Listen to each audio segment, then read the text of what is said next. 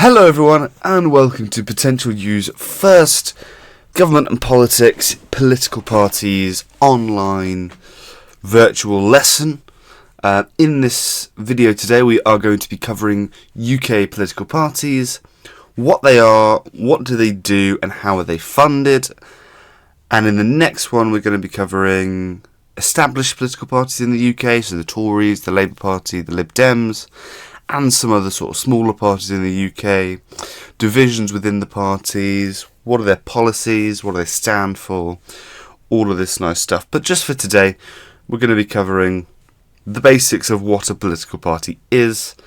On PotentialU Education, we're going to go through all of the textbooks. We're going to go through the UK politics textbook, we're going to go through the US politics textbook, and we're also going to go through the ideologies textbooks, covering the big ideologies: socialism, conservatism, liberalism, and having a look at those ones and everything about that. But let's come back to today's lesson, which is political parties. So, firstly, what is a political party? Great question with a very simple answer, and that is a group of people with similar political views and views which set out to make change through elected office. So that last line about making change through elected office is significant, because if they weren't trying to seek change through elected office, they would be a pressure group. Okay, so the gaining elected office is the reason they are a political party. So the features of a political party, so that is nice and simple. They want to gain power by winning office through elections.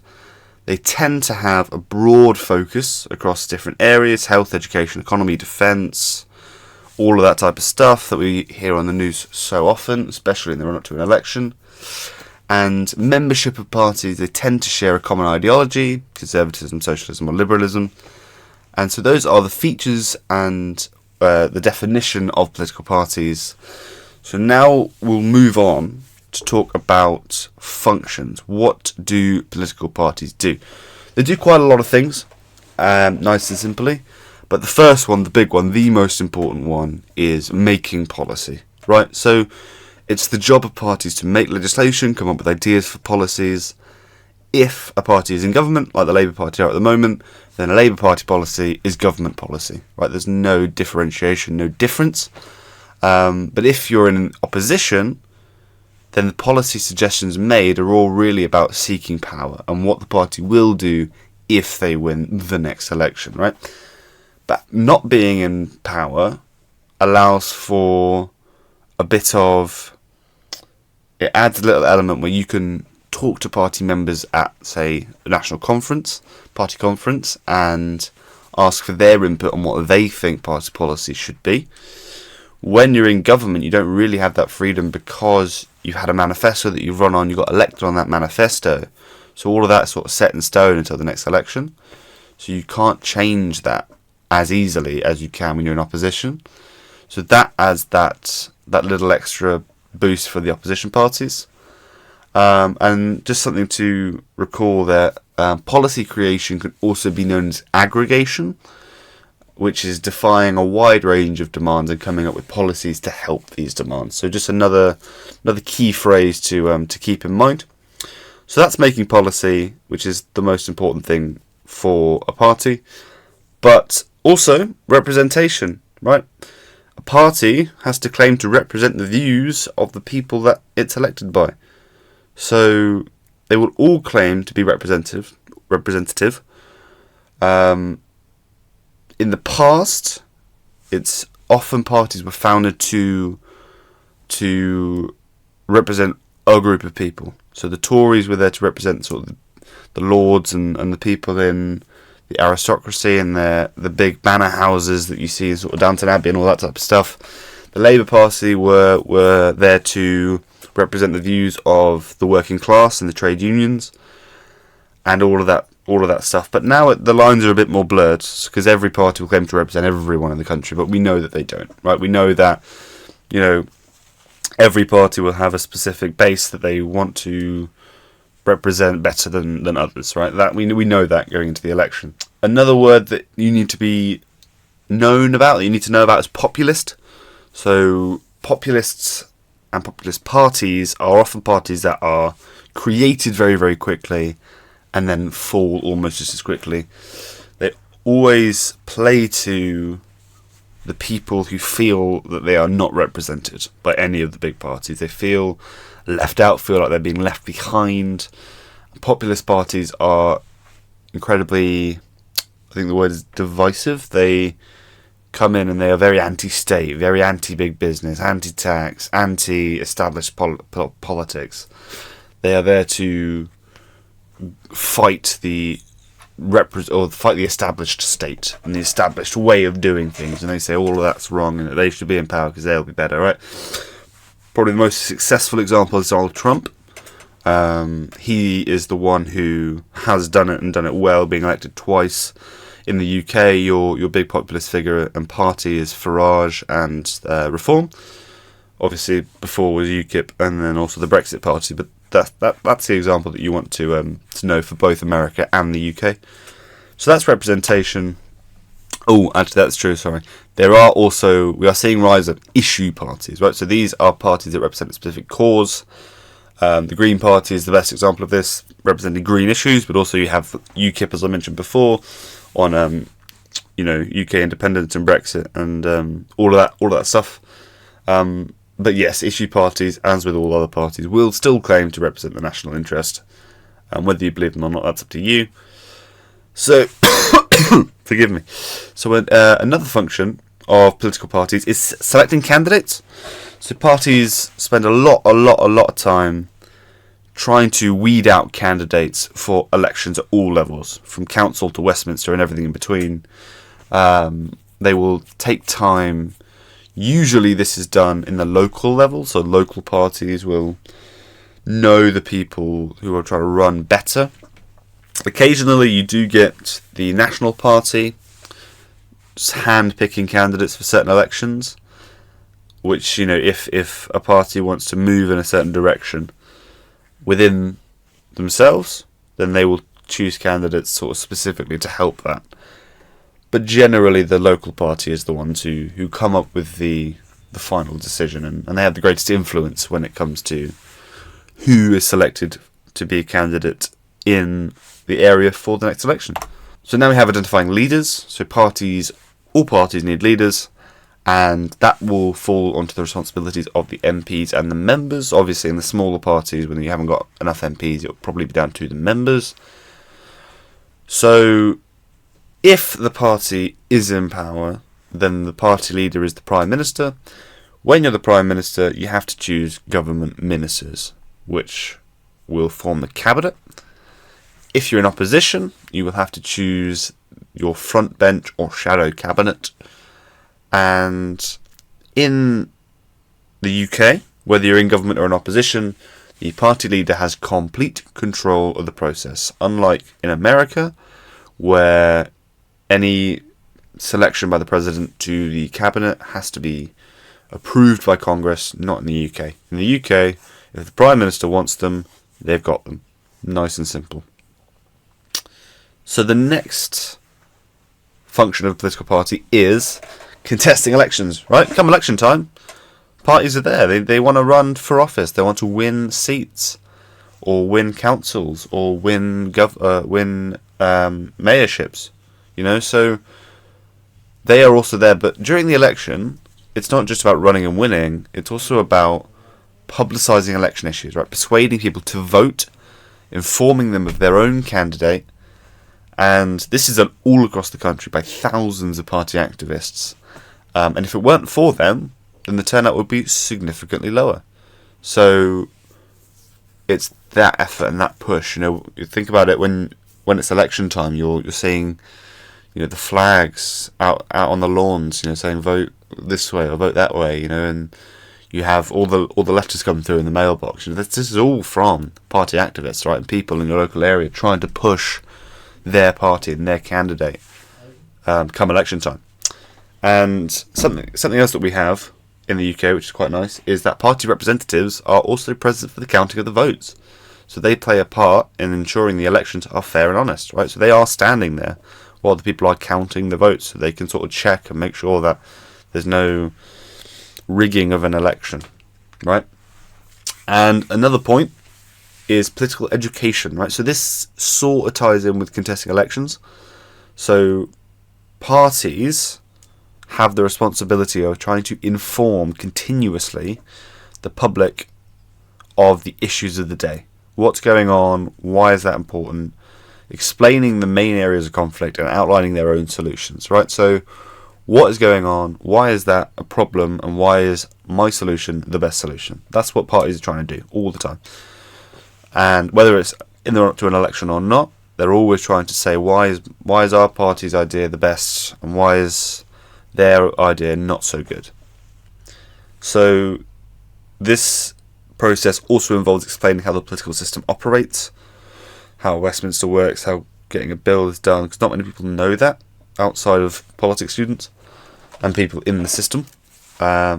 This point is becoming less important with social media and sort of the quick access to any information you want, but it's still a very important point. And this last point for functions of a political party is it's a very niche one. It's very small, but I thought I'd put it in and talk about it anyway because it's good to know. So it's called reinforcing consent. So parties have this sort of hidden feature where their job is to support the political system. So parties are part of the process that ensures the general public consent to the system. If parties were to challenge the system, this would create a political conflict. Parties that do challenge are often seen as extreme. So I've just read that. So basically, all of the parties, they run for elections, they inform the public, they do all of the things that we just talked about, and all of that does, is keep the political system moving, right? That is how the system works. We live in a liberal democracy. This is how the liberal democracy runs. If a party were to come out and say, no, I don't think that system's right, we're not going to play by your rules, people who support that party, or people who are sort of neutral perhaps, will say, well, they've got a good point. Why do we need to consent to the system? Why do we need to live in a democracy? And then that becomes a much bigger headache, right? But it's every party's job, regardless of level, to support the system so that we don't have a collapse of the democracy. It's a very niche point, and it's probably, if someone asks you what is the function of a political party, it's probably not the first one you want to talk about, but it's a good thing to know. So come at essay time, exam time, if you really are struggling to think of something, you can chuck that one in there. But again, not the first point to mention, but an important point nonetheless. So now let's move on to the funding of UK political parties. So we'll start off with how they are funded, right? So it's a very complicated issue. I'm not going to pretend it's not, because the reason it's so complicated is because there are a million different ways that parties can earn money. So I've made a list of how they can earn money, which are collecting membership subscriptions. If you're a member to a party, you've got to pay. Fundraising events, donations, loans from wealthy individuals or banks, self-financing of candidates, up to £2 million per party available in grants. We'll talk about that later. And money granted to opposition parties in the Commons or the Lords. Again, we'll talk about that one a bit later on as well. So let's now talk about this. So it's obvious that the larger parties will have easier access to funds than smaller parties. We know that, right? The Tories get large donations from wealthy individuals and businesses. The Labour Party receive contributions from trade unions, right? The reason that we know these two parties get the most money is because they win the most elections, right?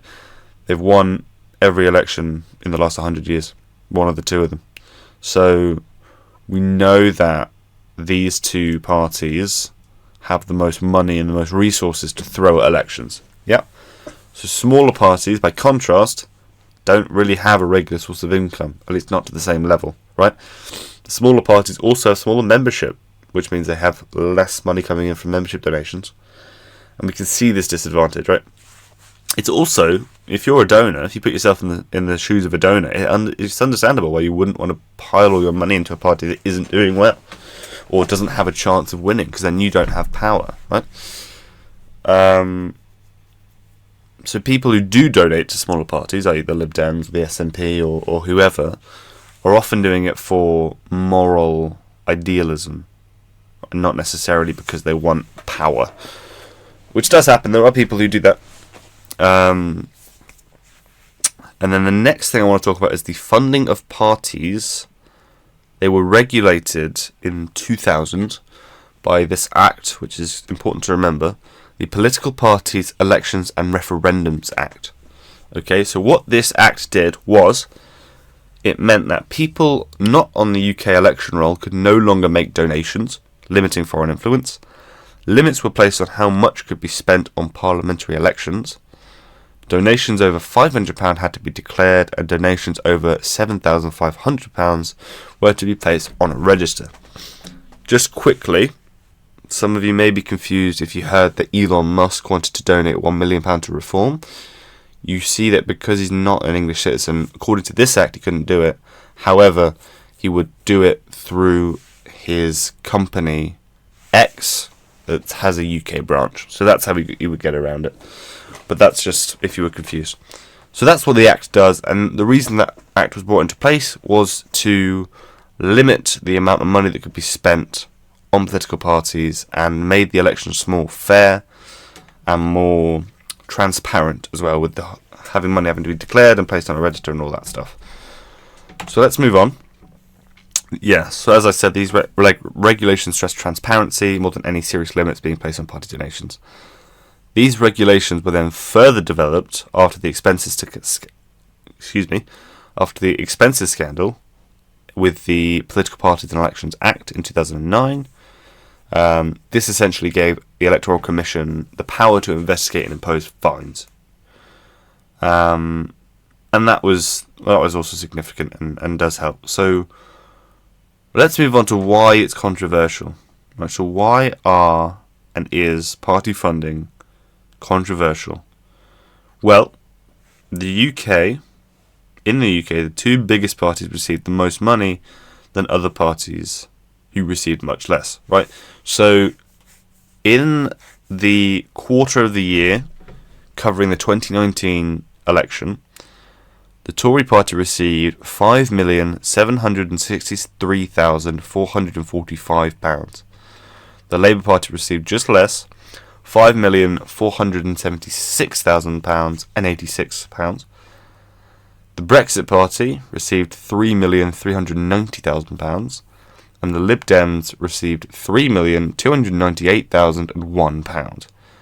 None of the other parties raised more than £350,000. So that on its own, you see the two biggest parties earned £2 million more than the next party, which was the Brexit Party, which only received £100,000 more than the Lib Dems. The Brexit Party is sort of the anomaly of that list, but that would be because of the heavy funding and the media power of Farage, and the populist party that we talked about earlier. But the fact that no other parties, and there were a lot of parties that ran, the SNP, Plaid Cymru, the Greens, all that type of stuff, none of them earned more than £350,000. So this shows that the system favours the two biggest parties, right? And if you look at the election results, the Brexit Party and the Lib Dems didn't do very well. So all of that money didn't necessarily account to seats. Brexit didn't get any seats. The Lib Dems didn't get many. So we'll move on. So these are the main controversies that revolve around political funding, right? So for example, we'll go through them now. So funding by large donors represents a hidden and unaccountable form of political influence, right? So while parties by law are not allowed to amend or propose legislation off the back of a donation, big donors must want something in return, right? If you're a big donor and you put £1 million into a party, you're going to want something in return, right? And that makes sense, right? And that understands that. And that is a little hidden thing. Aspects of funding also may verge on being quite corrupt, morally, if not legally at least. Some donors may expect to receive an honour or a knighthood or a peerage in return for their donation, right?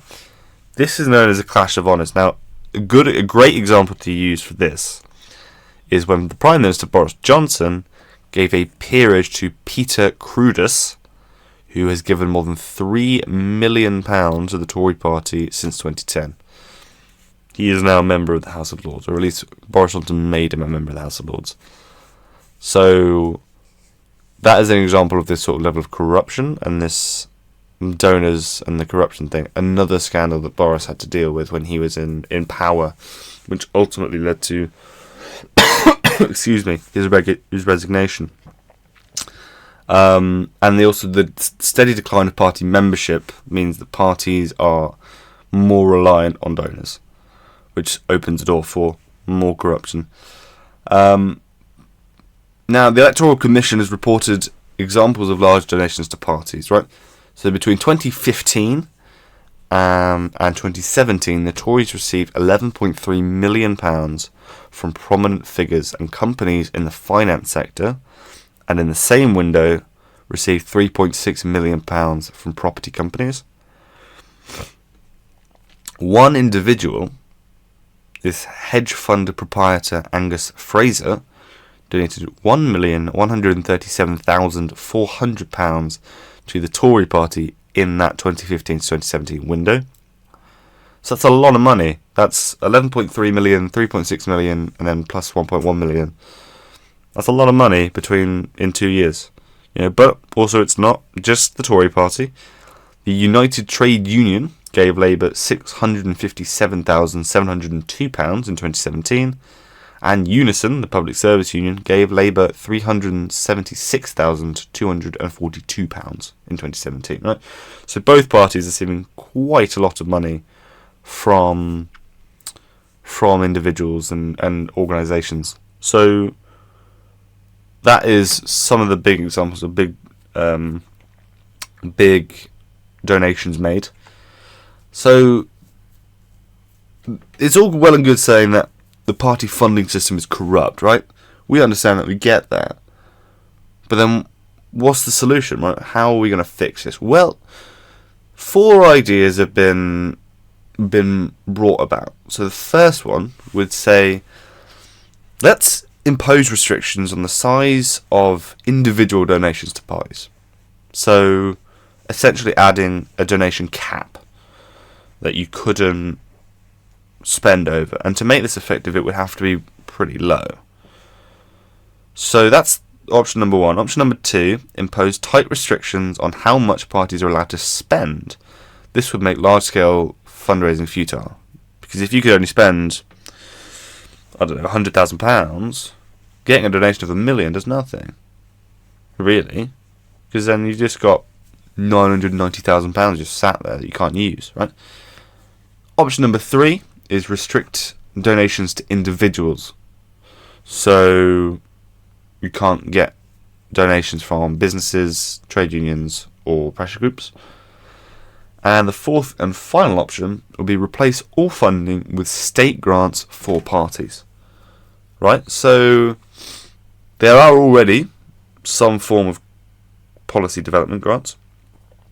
So these are what we talked about earlier, if you remember. So there is a £2 million pot in which all parties can take from to hire advisors on policy. So that's the policy development grant we talked about.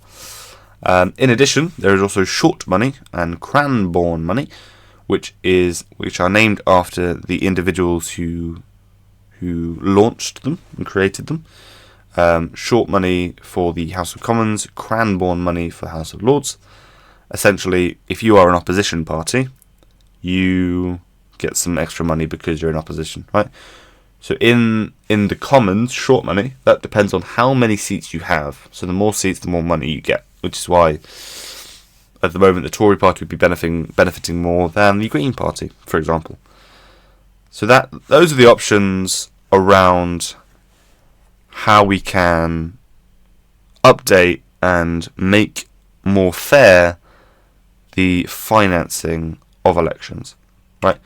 So, of the four, it seems that the favourite for political parties, anyway, is to go with the state-funded option number 4. However, the taxpayers aren't quite as into it as the parties, right? As they don't really want to see their money go to political parties, especially now at a time when there is not a lot of love for political parties, and especially politicians, right? I don't think many people would be happy with their money going to parties. So that's interesting. The other option that's being discussed most to eliminate the abuse of the system, it would have to involve the Tories and the Labour Party sort of striking up a deal where they could say, the Labour Party could go to the Tory Party and say, look, we'd be up for giving up some of our trade union donations if you could put a cap on the amount businesses can donate. And then if the Tories go, yeah, okay, fine, we're prepared to do that, then you've got that equal. They're both sort of taking that cap, right? So I think those are the options, really. I don't know if there's going to be any reform in the next few years, but we'll see. And that is all for today's lesson on political parties. I hope you guys enjoyed. Thank you all so much for watching, and I will see you guys next time for the next lesson on established political parties. Thank you very much, guys. Bye bye.